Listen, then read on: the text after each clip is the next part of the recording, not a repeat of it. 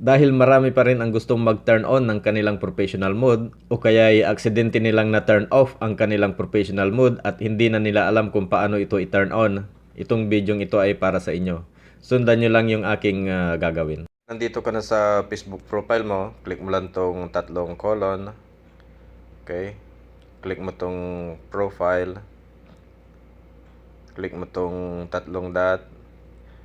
So, sa pinakababa, makikita mo tong turn on professional mode. Click mo lang. Ayan.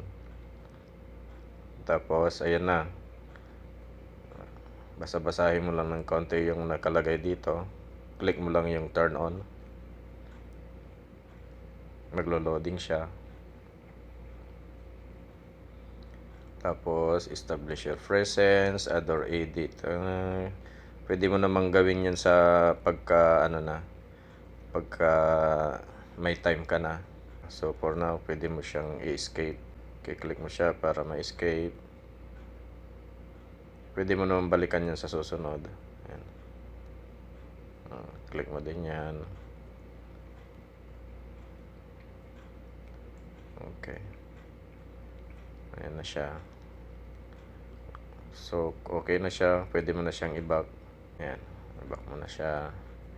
Check ulit natin kung naka-turn on na. Ayan. Pagka naka-turn off yung na yan, ibig sabihin naka-turn on na yung professional mode mo. So, ganun lang po kadali. At kung may natutunan, ay huwag kalimutang i-follow ang aking Facebook page para updated sa lahat ng mga bidyong aking i-upload sa mga susunod na araw. Maraming salamat.